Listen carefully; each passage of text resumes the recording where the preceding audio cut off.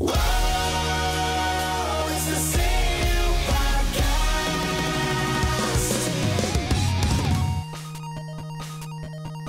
I'm not really into mixing meats, like when it's like the 7 C's soup. I don't need 7 types of seafood. I need one. I need one type of seafood in this. All right. Welcome. Welcome, everyone, to the Completely Unnecessary Podcast for Tuesday, October 8th, 2019, alongside plucky Ian Ferguson. I'm here. I'm, I can't think of a P word. I'm pervasive. Parsimonious pet. Persimmony? What? Parsimonious. Oh, we're talking about the podcast. We're talking about PS5 getting officially announced. Blizzard banning a Hearthstone player for speaking out politically. A sweet Atari VCS update. Fortnite lawsuit. Other stuff. This is a packed CU podcast. Last night we were like, we have no topics. Now we got a bunch. Now we got too many. And your Q&A, Ian. How are things going in Fergusonville? Things are going pretty good in my land.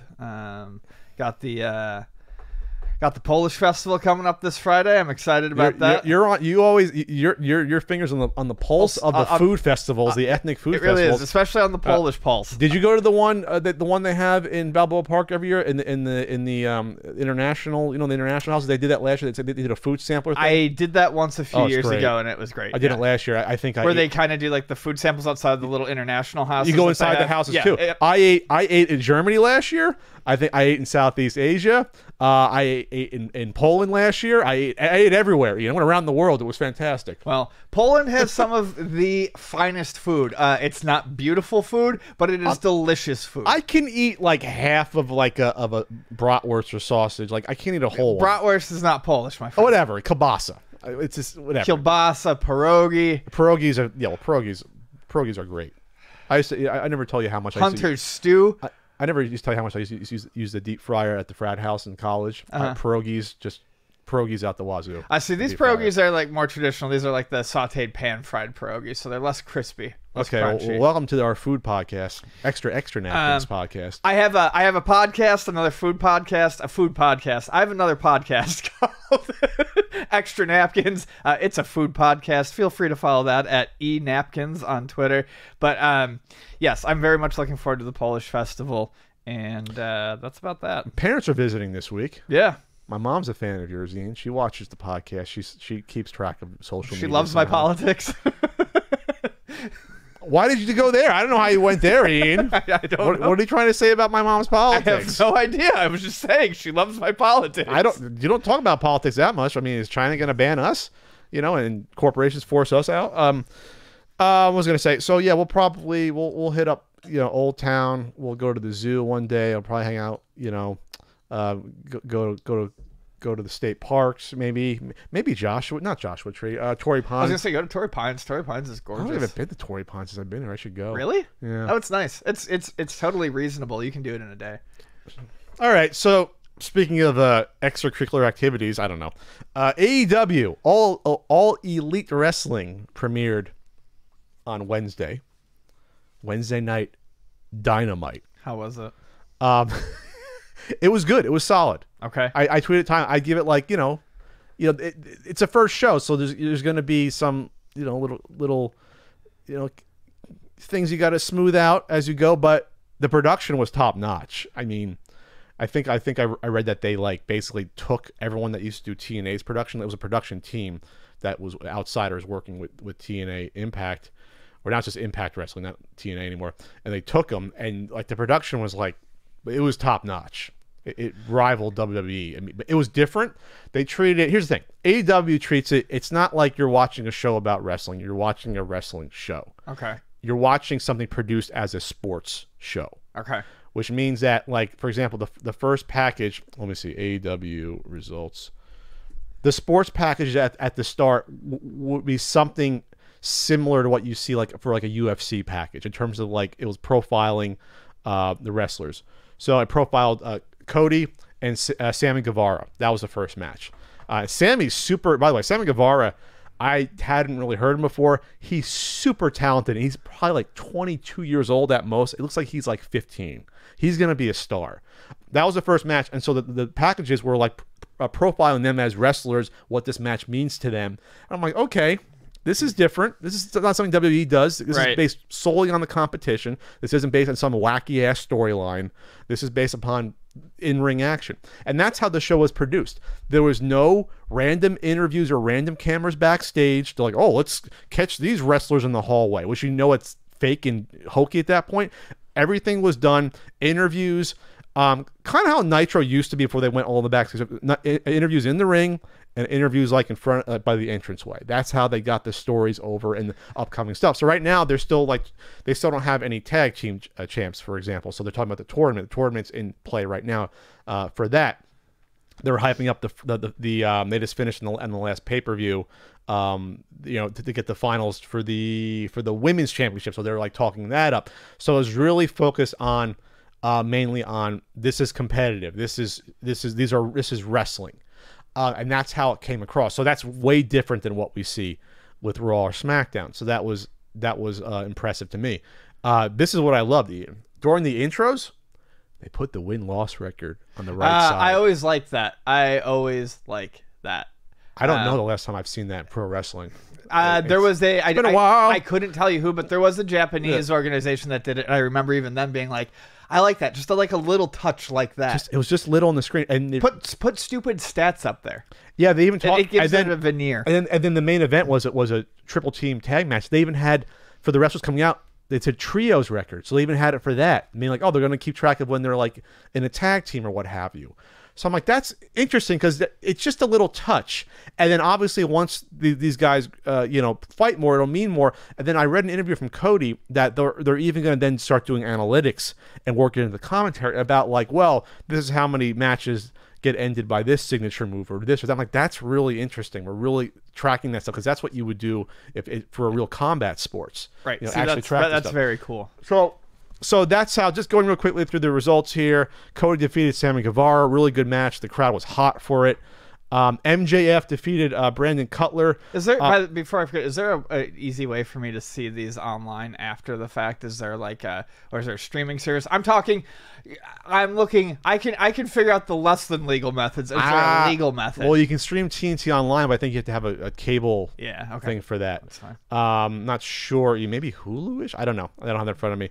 MJF, who's going to up and rising star. He's like 23, 24 as well, but he has charisma and he's great on the mic. He's like I want to say like a different, edgier version of The Miz in terms of how he's presented, but that's not doing him justice. So he defeated Brandon Cutler, who looked like he almost got injured in the match, so they ended it early. That's what it kind of looked like. Jay and Silent Bob were there. Well, Jason Mewes and Kevin Smith were there to promote the new movie, which I keep forgetting is coming out, the Jay and Silent Bob reboot. So that was kind of awkward, but whatever. I don't like the whole. I saw that the whole notion. The whole them pulling people from Hollywood in on their first episode seemed to be... Yeah, it was a little weird. But you got to do it. You don't, though. Yeah. You don't. That was a misstep. But that was like one of the only major missteps. Then there was an interview with the SoCal Uncensored SCU, whatever tag group, against the Lucha Brothers coming up in the tournament. Pac defeated Hangman Page. That was a great match. Great match. I would like to see that. Pac, who is Neville in WWE, has a great character. He's a great wrestler, great shape, great demeanor. That was a gret match. And Adam Page he's improved. Like, I remember watching him in New Japan, where like, oh, he's pretty good. He's improved a lot. He's only gonna get better. Then the highlight to me of the night was the AEW Women's Championship. Riho against Nyla Rose. The crowd was hot for it. Technically, it wasn't the greatest matches because there were some little snafus here and there, but I was into it. And you know what the bad thing about it is that Riho's so small compared to Nyla Rose. Nyla Rose is like 200 pounds. And Riho's like 85, 90 pounds dripping wet. So you really had to suspend your disbelief at some points. But the crowd, it was a hot match. Crowd liked it. People were surprised. I heard Nyla's pretty green, too. Yeah, she almost dropped. Right after the match, there was a Japanese commentator guy in the ring, and Nyla Rose went to powerbomb, almost dropped him on his head. Like they had to like really save it. It was rough. But the match overall was good. And then the main event was a triple tag team. Chris Jericho, Santana, and Ortiz, which I believe they also they're LAX, I believe. They defeated Kenny Omega and the Young Bucks, and it was a nice main event. And this is what I liked about it. The John Moxley run-in happened right in the middle of the match. They didn't wait till the end. So in the middle of the match, Moxley ran in. I like it when pulled they do Omega that out. because it gives the match time to refocus. And you can, and I don't know how that ended, but if the person who did the run-in, if their person loses, you can still... You can't blame it on the run-in so much. It furthers the story a little bit, but takes away the impact of the actual run-in itself. The only bad thing is that a lot of people were complaining that the referee didn't call a DQ because Moxley starts hitting Omega. They probably should have done a ref distraction thing. I do agree, but whatever. So then they fought to the back. There was this VIP room that was made up, and then Moxley DDT'd Omega through a glass table. Obviously, it was like a sugar glass table. It was a cool spot, and it builds to their feud. They've been feuding since the first pay-per-view in Vegas there. And then they struggled, but they defeated the Young Bucks because it was 3-on-2. It made sense. But then afterwards, though, they established a new a heel stable because it was a good... there wasn't a ton of wrestlers on this card, but you had a chance to do run-ins to save the Young Bucks. So, Dustin runs in, and then Sammy Guevara comes back in because you thought that he was respectful with Cody, shook his hand after the match, he kicked him in the nuts. So then Jake Hager runs in, and the crowd goes nuts. You know who Jake Hager is? I don't. Jack Swagger. Oh, okay. But he's been in MMA. He's been winning matches. He's legitimately a badass. The WWE didn't use him well. I see your face. The crowd loved it. And he's so much bigger than all these other guys. He's like 6'6", like 270. He's gigantic. So now you have a new heel stable, and they ran roughshod. It was like the end of like a Nitro with the NWO just killing the faces. That's how it ended the first show. Which is, I think, a great ending because now you establish stakes and you establish, well, here's the heels, the main heels. But really, Jack fucking Swagger, we're going to pretend like we're excited for Jack fucking Swagger crowd, when everyone shit on... The crowd because they noticed his face. No one liked him. See, that's the sort of shit I hate. People liked him. No, they didn't. When someone like Swagger gets shit on constantly, but then magically it's great to... That doesn't make any sense to me. Well, he wasn't booked ever properly, and then he became the We the People sort of thing. Which got weird. Anyway, well, all in all, it was a good show. I'm going to be watching next week, obviously. It's great. Having Jericho involved was a godsend that they got him involved in the bottom floor. He's just one of the smartest guys in wrestling.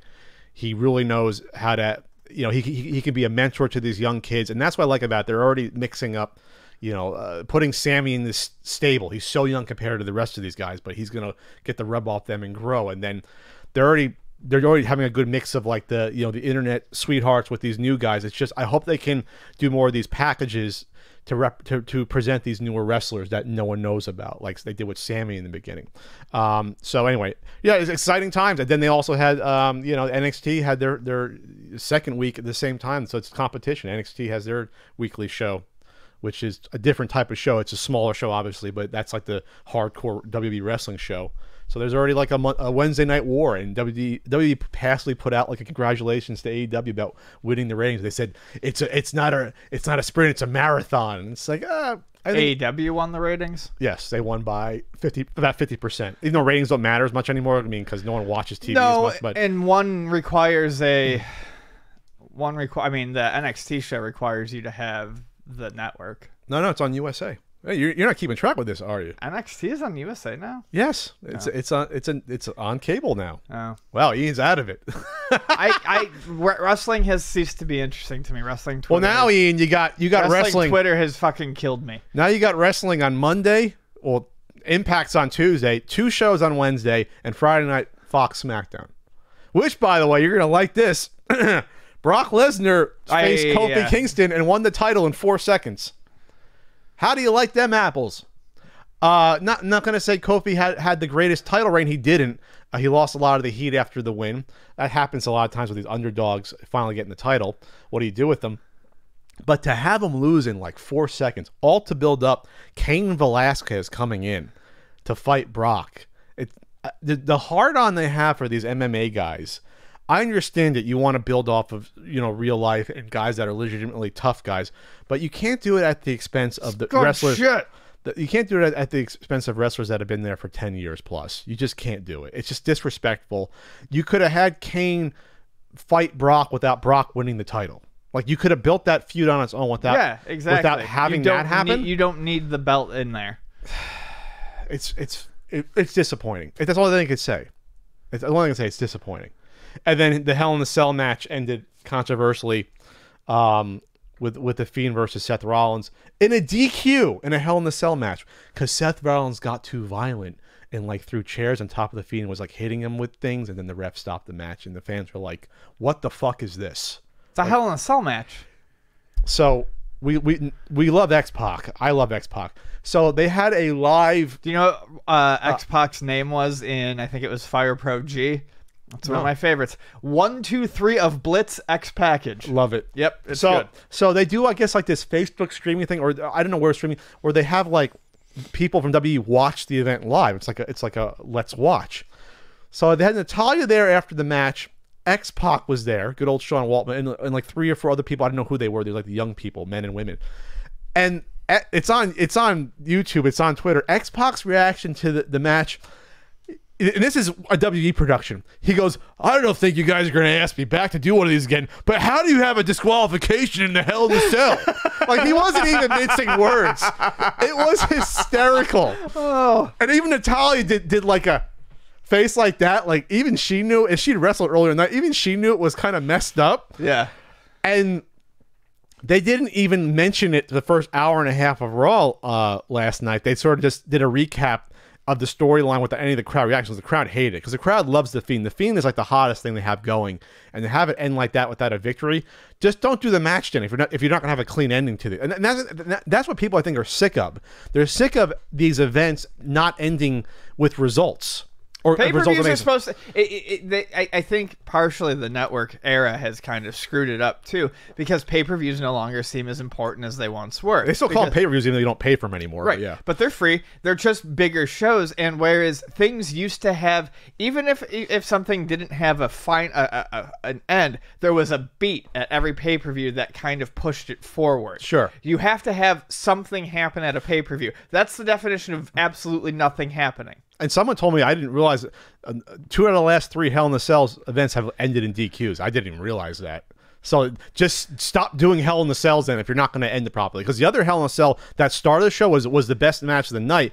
The Becky versus Sasha Banks was an excellent match. I heard that was a good match. Why don't I want to see? Why don't you end the event with that then? So at least the fans aren't fucking pissed off when they leave. Like, don't book it like that then. This is common sense stuff that I don't get. Don't end an event in a DQ when you have another match you could have. This is why people need you need an alternative, at least to force WWE to get their act together when it comes to this stuff, because they're not learning. They haven't. They're booking between this and like the Kofi stuff. They're booking towards other audiences that aren't the wrestling fans. They're booking towards, well, let's make sure, like they had what's his name, the boxer on last night. That's how they ended Raw last night. They had Tyson Fury in a 10-minute segment with Braun Strowman. That's great for exposure, but not for the wrestling fans. Right. And that's to build up to their Saudi Blood Money event coming at the end of the month. They're probably going to do like a Tyson Fury facing off with Braun Strowman thing. That's what everyone says they're building. So when you start booking around everything but us wrestling fans, when you start booking to Saudi Arabia, well, that's the problem, is that they'll be doing that for the next 8-9 years still. Yeah. Now you're booking to the whims of someone who views these wrestlers as toys that they can play with in a big arena. I mean, that's what it is. Yeah, let's have Goldberg fight Undertaker in the 100-degree heat and almost kill him because, you know, they should be working matches because they're both over 50, and you know what I mean. Like, that's what they're doing. You know, that's how these events are now. They're not focused on wrestling fans. It's gross. I hate wrestling. So do all of our listeners. Well, watch AEW. No, watch AEW, Ian. Okay. Watch AEW. And then let's real quick on Martin Scorsese. When you have controversy on Twitter, it's usually over something like, you know, something not sometimes it's just silly, or sometimes it can be serious. This is the most non-story thing that became a story that I was fascinated by. So Martin Scorsese is doing promo for The Irishman, which is a Netflix movie, which was going to build into the point I'm going to make later, that Martin Scorsese is doing a movie that has to come out on Netflix because no other studio will give him the funding to do it. So he was asked about about MCU movies. And he said in an interview in Empire magazine, he said, "I don't see them. I tried, but that's not cinema. Honestly, the closest I can think of them as well-made as they are, with actors doing the best they can under the circumstances, is theme parks. It isn't the cinema of human beings trying to convey emotional, psychological experiences to another human being." And boy, did he get ripped apart on Twitter for that statement, which on the surface to me was like, he's not saying they're bad movies or you can't enjoy them, but they're not for him, and to him it's not what he considers cinema. So then it became discussion, well, what is cinema, Martin Scorsese? Well, Martin Scorsese is a filmmaker in his 70s that's arguably the greatest living filmmaker we have around.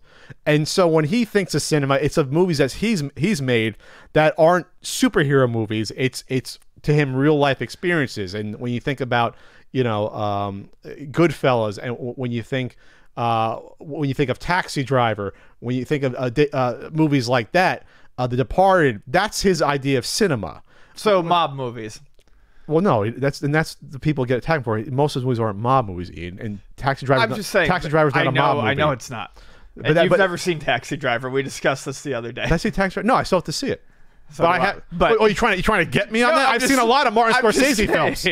I've seen a chunk of The Last Temptation of Christ. So the point is this: is you don't like an older authority in the field that doesn't necessarily hold your entertainment to the highest degree. I get that, but you have to look at who this person is. He did The Color of Money. I've wanted to see that forever. I wanted to see that. King of Comedy, Raging Bull. Mean Streets, still have to see that. Gangs of New York, wasn't the biggest Gangs of New York fan. Obviously it's a well-made movie. Didn't love it. Let's see. Casino, it's good. I don't like it. Bringing Out the Dead, supposed to be really good. Never saw it. Aviator, wasn't really into that. Departed, saw it. It's good. I love The Departed. I didn't like Raging Bull. That's my kind of experience. Shutter Island, people, that I've seen bits of. That's supposed to be an interesting movie. I never saw it. Hugo is like the children's film. Wolf of Wall Street. Once I get past the third movie with DiCaprio and Scorsese, I'm out at that point. I don't think I have interest in seeing Wolf of Wall Street. I think he's wrong. Cape Fear is excellent. I forget that that's a Scorsese movie. Cape Fear is amazing. King of Comedy, I still have to see that. Okay, sorry, what were you saying? I think he's wrong, but at the same point in time, I think people take these statements and try to wring the most vitriol from them they can. I don't think he's purposely out there trying to insult anyone. This is his opinion. No, he says he doesn't like him. He says it's a theme park ride. He probably likes theme park rides, but he's saying that's all it is. It's a fun ride to him. And honestly, the thing is, when I go, I love superhero movies. It's the only reason why I go to the movie theater as many times as I do. But none of them reside in my top favorite movies because most of them are not movies I would want to go back and see again. I get excited for them in the build-up. I have a great time watching them. I think about them for about 24 hours afterwards, and I forget. So that's partially on me, but I understand how someone could look at them as something different than what their entire life has known as cinema. Yeah, and it's like when this reminds me of when Roger Ebert did the whole video games aren't art thing. Yes, exactly. And people got all upset about that. And it's like he's not saying there isn't movies. He's just saying it's not his version of what cinema. And cinema is such a loaded word. It's fine. It's fine, people. It's okay. He did a Dalai Lama biopic, which I don't think anyone saw. For example. So yeah, don't insult Mr. Scorsese saying he's just done all gangster films. I'm not saying you, Ian, but everyone was saying that. He's done 3 movies about gangsters. But if I can make a joke back at him, I'm going to make a joke back at him. I mean, Departed, Casino. Goodfellas. Pretty sure New York. Mean Streets is tangentially related to gangs, but not directly, I think. Anyways. What's The Age of Innocence about? That's the romantic one with Daniel Day-Lewis, Michelle Pfeiffer. I own a Rider. I got to see that. He's like the queen of directors. He does a bunch of different things. What was I going to say? I'll say this: when I watched Endgame for the second time, not Highlander Endgame, Avengers Endgame for the second time on the plane, I regretted that immediately because that for me the second viewing was not as good as the first. Infinity War held up for me somewhat. Endgame was a chore to watch for me the second time. I'm not gonna go watch it. I mean, and that's the thing. That's not me insulting superhero movies because I like them, but there are almost no superhero movies that I would ever go back and watch again. I would watch right now. You could get me to watch Winter Soldier. You get me to watch Winter Soldier and Thor Ragnarok again. Thor Ragnarok, Civil War. I'll watch repeatedly, probably. Thor Ragnarok. You can first Guardians of the Galaxy. Yeah, the ones that are actually to me the best films of the bunch. You can rewatch them. But I'm not watching Ant-Man and the Wasp again. I'm not. I liked the original Ant-Man. I'm not going to go back to it. I haven't seen Ant-Man and the Wasp yet. I will, but I understand it's easy to view things as a different form of entertainment. And while it does sound kind of snide and insulting in a way, I don't necessarily think he meant to be. I don't think he meant to be insulting. A jerk. It's just he's 75. He grew up with these movies where like they were all like, you know, from your balls. These movies, they weren't like corporate. These are corporations making superhero movies. They're not really directed anymore. Yeah. They have it all specced out before the director even comes into play. The director's just like, you know, putting things in motion. That's what he means. And I think he's probably hurt by the fact that, you know, it's harder to get. It would be way harder nowadays to get a movie like Goodfellas made with because now everything's more of a genre flick or a superhero movie, and he probably doesn't like that. The fact that he has to go to Netflix to get funding for a movie with Pacino and De Niro, supposedly about mobs. It is, but it's supposedly also amazing. That's fine. I'm just saying. So he's done 4 movies about the mob out of 30. Okay, you got him. You got him, Ian. And they're still not the best movies that you see. When was the last time you saw Goodfellas? I saw The Departed probably 2-3 years ago. That's not Goodfellas. Okay, The Departed's not nearly as good as Goodfellas. Anyway, Karen, what did you do? Anyway, all right, moving on, Ian. Ian. Oh, we're starting? We're starting because you just let it just drop. Well, I don't know where else we could have taken that conversation. It had pretty much been done. Okay. Not Kundun, which was the movie he did about the Dalai Lama. Anyway,